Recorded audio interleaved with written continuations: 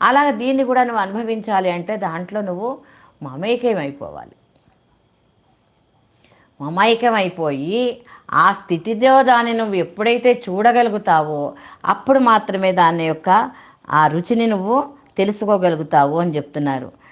అలాగే ఇంకా ఏం చెప్తున్నారు, సాదాఖ్య కళ గురించి చెప్తున్నారు. షట్చక్ర కమలాలకు పైన గ్రంథిత్రయమైనటువంటి సహస్రాల కమలంలో ఈ కళ ఉన్నదని ఈ శ్లోకంలో మనకి క్లియర్గా చెప్తున్నారనమాట. దీని గురించి ఇంతకుముందు కొంత మనకి వామకేశ్వర తంత్రంలో చెప్పారు అని చెప్పడం జరిగింది. ఇదంతా కూడా కుండలిని శక్తిని గురించినటువంటి ఉపాసన ఉన్న వాళ్ళందరికీ కూడా చాలా తేలికగా ఇది అర్థమవుతుందనమాట. కుండలిని శక్తి సహస్రారంలో సదాశివుడితోటి కలిసి అమ్మవారు ఉండడం చెప్తున్నారు. భగవతి అయినటువంటి దేవి సర్పాకారాన్ని రూపాన్ని పొంది ఉంటుంది.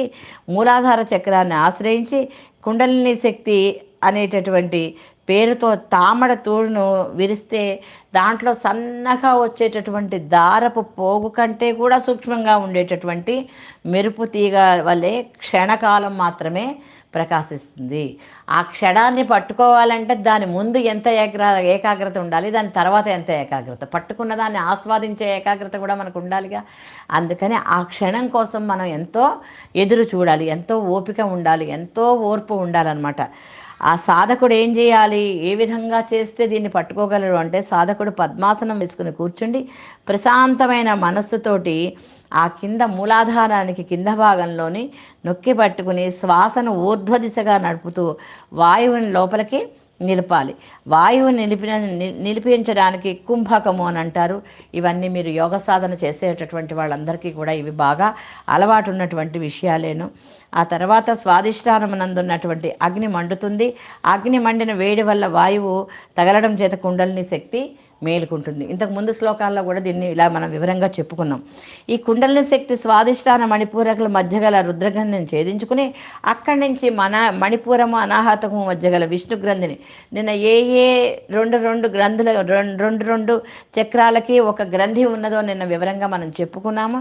ఆ ప్రకారం అనాహత విశుద్ధ కమలాల మధ్య గల బ్రహ్మగ్రంథిని షట్చక్రాలను అంటే ఆజ్ఞాచక్రం చివరి వరకు ఛేదిస్తూ తర్వాత కుండలిని సహస్రారమును చేరి సదాశివుడితో కలిసి సంతోషాన్ని అనుభవిస్తూ ఉంటుందన్నమాట అమ్మవారు.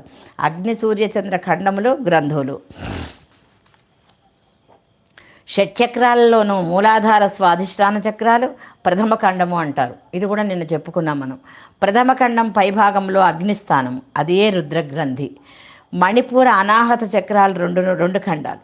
ఈ రెండవ ఖండం పైభాగము సూర్యస్థానము, దాన్ని విష్ణు గ్రంథి అంటారు.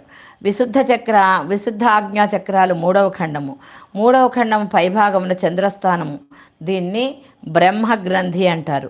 రుద్రగ్రంథి ఆజ్ఞాచక్రం వద్ద, బ్రహ్మగ్రంథి స్వాధిష్టానం వద్ద ఉన్నాయని లలితా సహస్రనామం ఇక్కడ కొంచెం దీని గురించి ఇలా మాట్లాడుకుంటూ ఉంటారనమాట. లలితా సహస్రనామంలో చెప్పబడింది.